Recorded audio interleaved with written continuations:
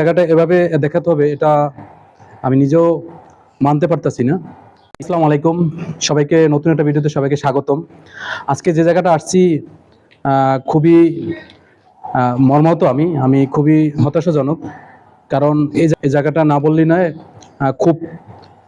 খুবই খুবই মানে ইম্পর্টেন্ট একটা জায়গা, যে ক্ষমতাসীন আওয়ামী লীগের অর্থাৎ বঙ্গবন্ধুর নিজের বাড়ি, যেটা বঙ্গবন্ধু নিজে করে গেছিলেন। এই বাড়িটা, সেই বাড়িটাই এখন একবারে ছারকার হয়ে গেছে।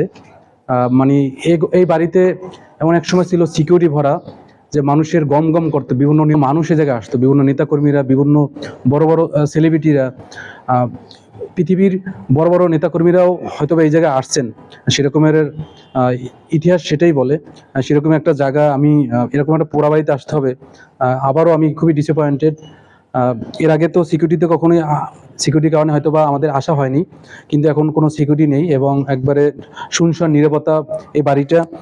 আমরা দেখতে পারতেছি যে এটা হয়তো বা ছিল ওয়াশরুমটা একবারে টোটাল ওয়াশরুম বা রান্নাঘর এরকম একটা কিছু ছিল, যে বিভিন্ন এই যে কয়লা টয়লা দেখা যাচ্ছে, এই যে গ্লাস টেলাস। এই রুমটা মানে হয়তো কিচেন রুম, এটাও কিচেন রুম ছিল। এই যে কম্বল দেখা যাচ্ছে, কম্বল নাকি কাপড় এরকমের। এই জায়গাটা অনেক টাইস ছিল, টাইসও ভেঙে চুরে পুরো নষ্ট হয়ে গেছে। এই যে তারপর এপাশেও হয়তো বা রান্নাঘরে একটা রুম ছিল মনে হয়, মানে সেটাকে মানে মনে হচ্ছে। তবে টাইস করা ছিল, টাইসগুলো পুড়ে গেছে। উপরে দেওয়াল যে ছিল এটাও পুড়ে গেছে, এবং কি আশেপাশে যত গাছ ছিল, গাছপালা সব পুড়ে গেছে। এই পাশে হয়তো বা গাড়ি রাখার জন্য হয়তো কোনো রুম ছিল বা কোনো সিকিউরিটির জন্য রুম ছিল। এই সাইডটাও পুড়ে গেছে। এটা হলো আউটসাইড সিঁড়িটাও আশেপাশে সব ভেঙে গেছে, একবারে খোলা সিঁড়ি। এই জায়গাটা নিয়ে অনেকে ধোঁয়াশা ছিল, অনেকে খবরে প্রচার হয়েছিল যে এই জায়গায় কোনো গুম করে কোনো মানুষ রাখা হয়েছে কিনা। এই জায়গাটা কিন্তু বিভিন্ন সংবাদ মাধ্যমে আসছিল, কিন্তু সেরকম কোনো কিছু পাইনি। এটাই সেই জায়গাটা যেটাকে নিয়ে অনেক জল্পনা কল্পনা হয়। সেই জায়গাটা নিয়ে আমরা একটু উপরে যাব।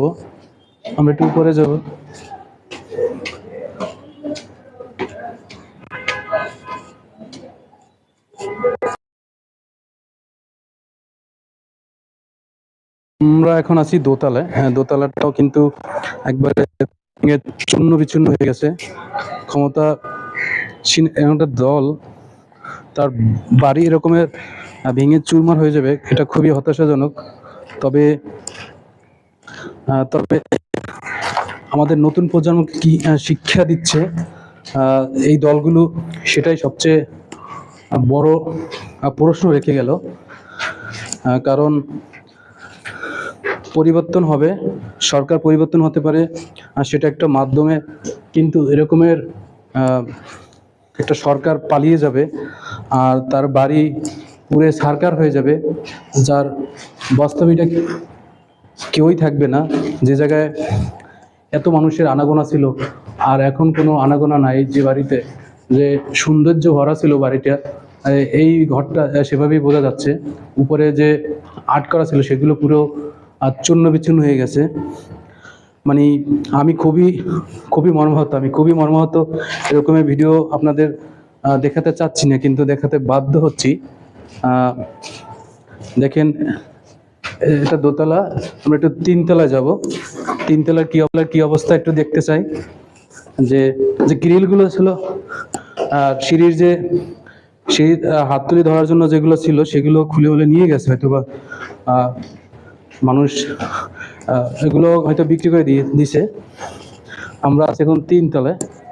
আর তিনতলা খুবই মানে মোটামুটি বলতে পারি বাড়িটা খুব সাদামাটা, আহামরি অত ছিল না। টাইলস ছিল কিছু কিছু জায়গায়, সব জায়গায় টাইলস ছিল না। তবে আমি এরকম একটা জায়গায় আসছি যে আগে কখনো আসা হয়নি। যখন ক্ষমতাসীন আওয়ামী লীগ ছিল তখন তো সিকিউরিটি ভরপুর ছিল, আর যে কোনো আসতে পারিনি।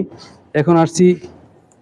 আসার কারণটা হলো যে খুব ইচ্ছা এখানে আসবো, যে বাড়িটা পুড়ে ফেলাইছে, একটা দল পরিবর্তন হয়েছে ভালো কথা, কিন্তু তার বাড়িটা পুড়তে হবে এটা কিন্তু আসলে খুবই দৃষ্টিকটু, খুবই লজ্জাজনক। আর নতুন ভবিষ্যৎ কোন দিকে যাচ্ছে, এবং এখন যারা এটা ভেঙে ফেলাইছে এটা কিন্তু তাদের প্রায়শ্চিত্ত তারা একসময় ভোগ করবে, এটা কিন্তু বাস্তব। আপনি কার সাথে অন্যায় করলে সে অন্যায়ের ভোগ কিন্তু আপনার পেতেই হবে, এটা প্রাকৃতিক নিয়ম, এটা আল্লাহরই নীলা খেলা। সুতরাং এরকম একটা সুন্দর বাড়ি, যে বাড়িতে অনেক বাংলাদেশের সাংবিধানিক বিভিন্ন আইন পরিবর্তন বা বিভিন্ন বড় বড় প্রকল্প, সেগুলো কিন্তু এই জায়গায় বসেও বৈঠক করা হয়েছে, যা বলতে পারি ইতিহাস ঐতিহ্য এই বাড়িতে অনেক বয়ে গেছে বাংলাদেশে। এই জায়গায় কিন্তু আসলে বাংলাদেশের সবচেয়ে যদি বলি বাংলাদেশের সাম্রাজ্য বাড়ি বঙ্গবন্ধু শেখ মুজিবুর রহমান, তার নিজের বাড়ি, তার পিতার বাড়ি বলতে পারি, সে জায়গাটা এভাবে ভেঙে চুরমার হয়ে যাবে, এটা মেনে নেওয়া যায় না, কিন্তু মেনে নিতেই হবে। যাকে আখ্যায়িত করা হয়েছে যে স্বৈরাচার, স্বৈরাচারের মতন সেই আচরণটাই হয়তোবা করছেন আওয়ামী লীগ, তারই প্রায়শ্চিত্ত তারা পেয়েছে। তবে এত বড় যে বাড়িটা এভাবে ধ্বংস করে দেওয়া হবে, এটা কিন্তু খুবই দৃষ্টিকটু। আমাদের কি শিক্ষা দিচ্ছে এটা আমার বোধগম্য হয় না। সুতরাং আমাদের উচিত সংযম হওয়া বা আত্মশুদ্ধি হওয়া উচিত, যে আমাদের ভুল হবে, কিন্তু সেটা তার মানে এই না তার বিপক্ষ দলকে একবারে তার বাড়ি তছনছ করে দেবে, পুড়ে ফেলাবো, তার সম্পদ নষ্ট করে ফেলাবো, এটা কিন্তু আসলে বাংলাদেশের আইনে কোনো জায়গায় নেই। তবে যা হয়েছে অতিরিক্ত হয়ে গেছে, এটা আসলে মেনে নেওয়ার মতো না। সুতরাং আমরা আমাদের এই দলগুলো কবে পরিবর্তন করতে পারবে, কবে পরিবর্তন হবে, সেটাই সবচেয়ে এখন দেখার বিষয়। হাত জোর করে বলি, বিশেষ করে আমি ব্যক্তিগতভাবে, যে এরকমের মানে সংঘাত আমরা আমাদের বাংলাদেশে চাই না। সবাই আমাদের মিলেমিশে থাকতে চাই। এক সরকার আসবে, এক সরকার যাবে, এটা স্বাভাবিক, কিন্তু সেটা একটা প্রসেসের মাধ্যমে। সেটা বাংলাদেশের কি বলে জনগণের জন্য এক সরকার ক্ষমতা আসবে, শুধুমাত্র ক্ষমতা আসবে জনগণের জন্য। এই জায়গায় নিজের ভোগবিলাস বা ব্যক্তিগত সব কিছু আদায় করে নেওয়ার ক্ষেত্রে না, বা হওয়া উচিত না। এরকমের একটা জায়গা, এরকমের ঘটনা আমি মানে স্বচক্ষে দেখতে পেরে আমি নিজেকে মানে কষ্টে কথা বের হচ্ছে না, এরকম একটা অবস্থা। সুতরাং আমরা আমাদের নতুন সমাজ আমরা চাই যেন এই জায়গা থেকে বের হয়ে আমরা নতুন এক সমাজ গড়তে, সবাই এই দেশেই বাস করবে। তবে অন্যায় করলে অন্যায় সেটা আইনের মাধ্যমে তাদের বিচার করা উচিত। তবে মানে নিজের হাতে আইন নেওয়াটা আসলে কিন্তু ভালো কিছু হবে না। আমি আর কথা বাড়াচ্ছি না, সবাই ভালো থাকেন, সুস্থ থাকুন, আল্লাহ হাফিজ।